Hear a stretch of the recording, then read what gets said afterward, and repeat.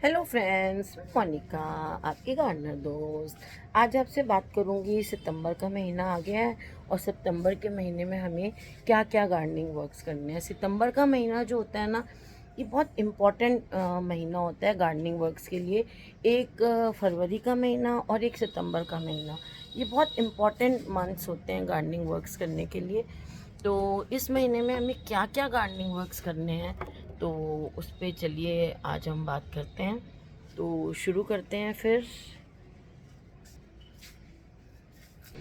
तो चलिए, सबसे पहले तो मैं आपको ये दिखाती हूँ। ये एक लिली का प्लांट है मेरे यहाँ। वो कभी कभी साल में एक बार बस इसमें ये फ्लावर्स खिलते हैं। देखिए बैकग्राउंड वाइट है ना, इसलिए आपको ये इतने अच्छी तरह, ये देखिए कितने प्यारे। देखिए बीच में से ऐसे येलो पोर्शन है इसके, ये, और चारों तरफ ये पेटल्स हैं।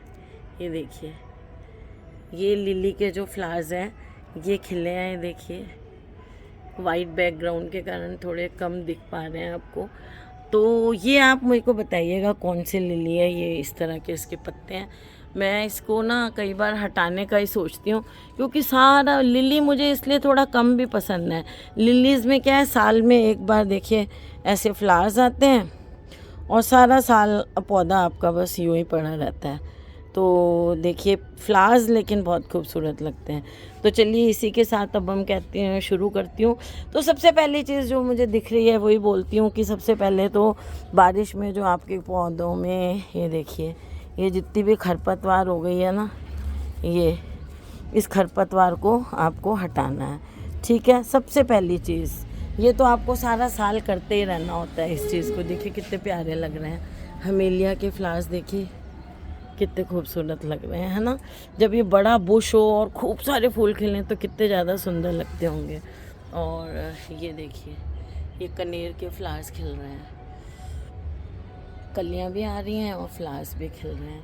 तो सबसे पहली चीज़ क्या है कि बारिश में आपके पौधों में खरपतवार हटाने के बाद सेकंड चीज़ कि आपके पौधों में बहुत ग्रोथ हो गई होगी, क्योंकि उसमें बहुत नाइट्रोजन होता है। देखिए इस प्लांट को देखिए, इसमें पत्तियां ही नहीं थी, अभी मैंने पिछले महीने दिखाया है आप लोगों को। और अब देखिए कितना स्टेम भी नहीं दिख रहा है एक भी, है ना। तो ये तो चलो, इसकी तो बहुत अनकंट्रोल्ड ग्रोथ नहीं लग रही है मुझे, इसको नहीं छेड़ूंगी। लेकिन कुछ ऐसे प्लांट्स होते हैं जिनकी जो ग्रोथ है वो बहुत ज़्यादा हो जाती है, अनकंट्रोल्ड हो जाती है कुछ प्लांट्स की ग्रोथ। तो इस टाइम आप उन प्लांट्स की प्रूनिंग कर देंगे, बहुत ज़्यादा हार्ड प्रूनिंग नहीं करेंगे। क्योंकि देखिए जो बहुत ग्रोथ की हुई है प्लांट ने, लेकिन अगर आपको अपने प्लांट को शेप देने के लिए ज़रूरत है, उतनी प्रूनिंग करिए। और बहुत ज़्यादा फैल गए हैं पौधे, एक दूसरे में फंस रहे हैं, तो उनकी प्रूनिंग करिए।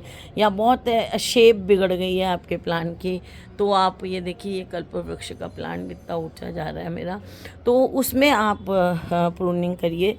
और ये देखिए, मुझे इस रंग के पत्ते बहुत अच्छे लगते हैं, ये फाइलोडेंड्रोन में कितने अच्छे निकल रहे हैं।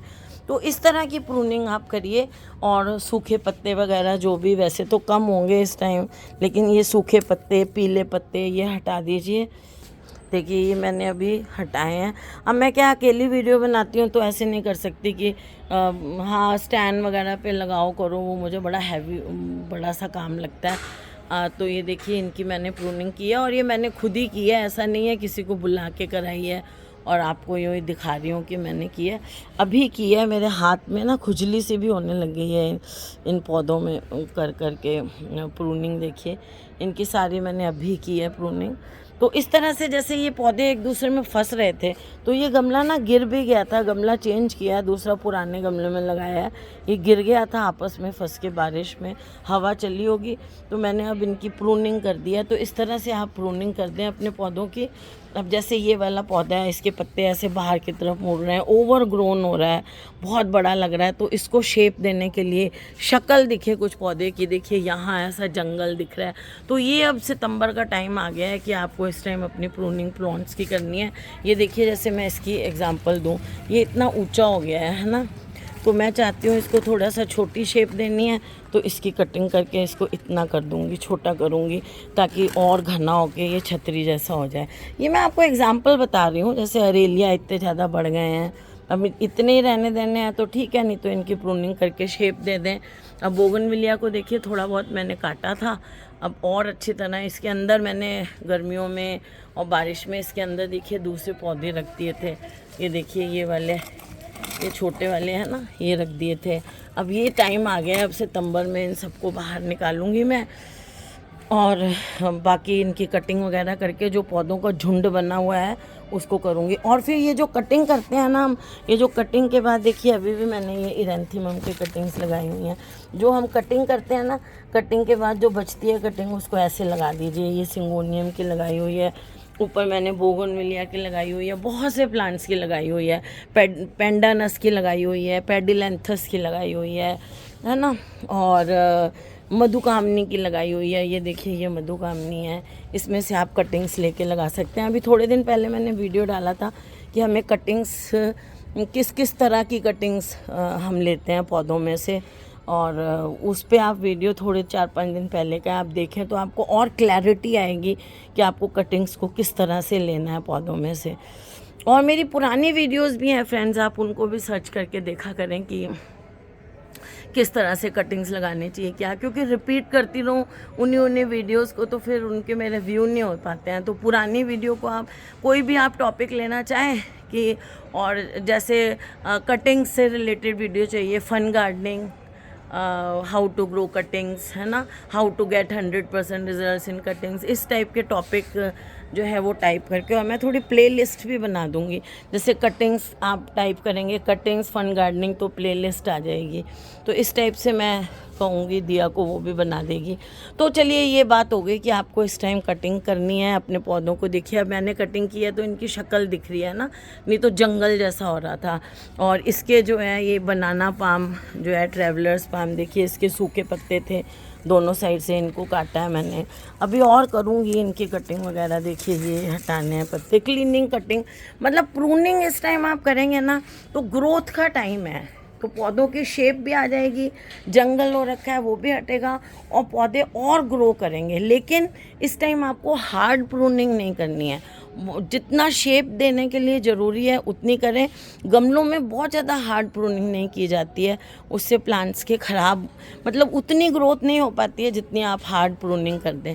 देखिए प्रूनिंग का मेरा मतलब ये है, जैसे ये देखिए ये कितनी ग्रो कर रही हैं, ये ब्रांचेस है ना, इनको यहाँ से पतली पतली नई निकली हैं, इनको यहाँ से ऐसे काट दूँ ताकि मेरे पौधे को शेप मिले। अननेसेसरी ये पतली पतली ब्रांचेस बढ़ रही हैं और देखिए कहाँ कहाँ तक जा रही हैं। तो ये इस तरह से प्रूनिंग करनी है, आप पीले पत्ते हटाने हैं वो हटाने हैं। फिर जो सबसे इम्पॉर्टेंट काम है, कटिंग्स लगानी है आपको। सबसे इम्पॉर्टेंट काम तो ये है, कहीं से भी कोई कटिंग मिल रही है, कटिंग ला के अपने पौधे की लाएं। अपने पौधे का देखिए ड्यूरिंग रेन्स तो हम ये कर नहीं पाते हैं कई बार, है ना। अब जब रेन्स बंद हो जाएंगी ना तो इस टाइम आपको क्या करना है, अपने पौधों को डिवाइड भी कर सकते हैं। कई ऐसे पौधे हैं जिनकी जो रूट बॉल से डिवाइड होते हैं, जैसे ये है एस्पेरेगस वगैरह हैं, ये रूट बॉल से डिवाइड होते हैं। तो जो पौधे रूट बॉल से डिवाइड होते हैं ना, उन्हें रूट बॉल से डिवाइड कर दिए। इस टाइम कोलियस की कटिंग्स लगाइए, कोलियस लेके आइए, क्योंकि सर्दी में अब आपके कोलियस बहुत ज़्यादा जो है वो ग्रो करेगा और बहुत कलर भी ऐड करेगा फ्लावर्स के साथ साथ, कोलियस भी आपके गार्डन में। तो रूट बॉल से आपको जो पौधे डिवाइड करने हैं ना, उन पौधा निकाल के रूट बॉल को काट के डिवाइड करना है, वो करिए। कटिंग्स लगाइए इस टाइम, है ना। और जो पौधा आपका रूट बाउंड है, बारिश के दिनों में आप रूट बाउंड पौधे को नहीं चेंज कर सकते, तो सितंबर का महीना बहुत अच्छा है, इस टाइम आप वो काम कर सकते हैं। सर्दियों के जो बीज हैं ना फूलों के, वो आप इस बार लगा दें। वैसे मैं कहती हूँ कि दिवाली के बाद लगाने चाहिए, लेकिन इस बार आप उसको अभी लगा सकते हैं। देखें अगर बहुत गर्मी नहीं हो जाती है ना, थोड़ा रुकें आप 5-7 दिन। अगर आपको लगता है बहुत गर्मी हो रही है तो थोड़ा सा रुक जाएं, दिवाली के आसपास लगाएं। लेकिन मैं जहाँ तक सोचती हूँ, इतना मॉइस्चर हो गया इस बार, इतनी बारिश हुई है कि आप इस टाइम भी लगा सकते हैं। और किसी पेड़ वेड़ के नीचे अच्छी जगह उनको रखें जहाँ पर उनमें थोड़ा सा ठंडक रहे, गर्मी नहीं मिले उनको, ऐसी जगह में उनको रखना। तो अभी मेरे को लग रहा है कि मौसम सही होगा। जब एसी चलने बंद हो जाते हैं ना, उस टाइम वो मौसम बहुत अच्छा होता है बीज लगाने का। गेंदे के बीज आप इस टाइम लगा सकते हैं, है ना। सब्जियों जो सर्दी की हैं उनके बीज आप इस टाइम लगाने बिल्कुल शुरू कर दीजिए। सितंबर जो है उसके लिए बेस्ट मंथ है। इस टाइम आप सर्दियों की सब्जियों के, टमाटर जो हैं, टमाटर के और गोभी, फूल गोभी, पत्ता गोभी, पालक, मूली, गाजर और वो क्या बोलते हैं उसको, करेला, है ना। इन सब के आप सीड्स लगाना शुरू कर दीजिए। लौकी है, गोल वाली लौकी है, शलगम है ना, गोल वाली ये जो आपको मूली होती है, वो सारी चीज़ों के, चुकंदर है, इनके सब के आप इस टाइम सीड्स लगाना शुरू कर दें। तो ये बहुत अच्छा मौसम है इस टाइम, सर्दियों की सब्जियों के बीज लगा दें। गेंदा आपके पास है तो गेंदे के लगा दें बीज, डायंथस के लगा दें, है ना। सर्दियों के पौधों के बीज भी आप लगा सकते हैं अगर बहुत तेज़ गर्मी नहीं हो रही है। थोड़ा सा ध्यान करके आधे बीज लगा दें अगर आपके पास कलेक्टेड पड़े हैं, और आधे थोड़ा सा रुक के लगा दें। कहीं मैं बोल दूं और मौसम एकदम से गर्म हो जाए तो फिर आप कहें कि आपने गलत बता दिया। ये मैं पौधों, फूलों के पौधों की बात कर रही हूँ। सब्जियों के लिए ये बेस्ट मौसम है, अभी आप सीड्स लगा दें। और जो सबसे इम्पॉर्टेंट काम है, जो मैं हर साल करती हूँ, मुझे करना है और आपको भी करना है, वो है कि इस टाइम अब आप पौधों को क्या देंगे, जब बारिश रुक जाएगी तब। ऐसा नहीं है मैंने बोल दिया सितंबर तो अभी आपने देना है, अभी नहीं, जब बारिश रुक जाएगी ना उस टाइम आपने क्या करना है कि अपने जो है प्लांट्स को खाद देनी है। ये सबसे इम्पोर्टेंट काम है, क्योंकि पौधे जो हैं अब इन्होंने खूब बारिश एंजॉय कर ली, खूब नाइट्रोजन एंजॉय कर ली, लेकिन उसके साथ साथ इनकी मिट्टी भी धुल गई है, लीच हो गई है। सारी जो पुरानी खाद थी वो लीच आउट हो गई है और कुछ यूज़ ही हो गई है। 6 महीने पहले, 6 क्या 4 महीने पहले हमने डाली थी फरवरी में। तो मैं क्या करती हूँ, फरवरी में जो खाद है ना वो थोड़ी सी ज़्यादा डाल देती हूँ और सितंबर में कम। या फिर अगर मैंने फरवरी में मेरे पास कम है खाद तो मैं फरवरी में थोड़ी कम डाल देती हूँ, सितंबर में थोड़ी सी ज़्यादा डाल देती हूँ। इस टाइम थोड़ी सी ज़्यादा डालने का एक रीज़न ये भी है कि अभी देखिए बारिश से पौधे खूब खुश हैं, इनकी जड़ें जो है ना रिफ़्रेश हो गई हैं, सब है। इस टाइम जो हम खाद डालेंगे ना, नवंबर तक उस खाद को ये बहुत यूज़ करके एंजॉय करेंगे। उसके बाद ये डोरमेंसी में जाएंगे, उसमें हम फिर इनको कोई खाद नहीं देंगे, फिर हम इनको फरवरी में खाद देंगे। तो अभी जो सितंबर की खाद है ना उसको ये ज़्यादा एंजॉय करते हैं। फरवरी में जो हम खाद देते हैं 1 महीने बाद तो गर्मियाँ ही आ जाती हैं, तो फरवरी मार्च में भी ग्रोथ फुल होती है इनकी। लेकिन जो ज़्यादा एंजॉय करते हैं ना वो अभी वाली खाद को करते हैं पौधे।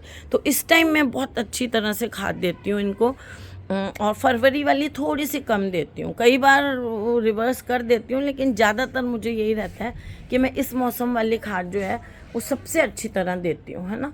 और फरवरी वाली थोड़ी सी कम, क्योंकि उसके बाद तो गर्मी आ जानी होती है ना, तो इसलिए वो वाली खाद मैं थोड़ा सा कम दे देती हूँ।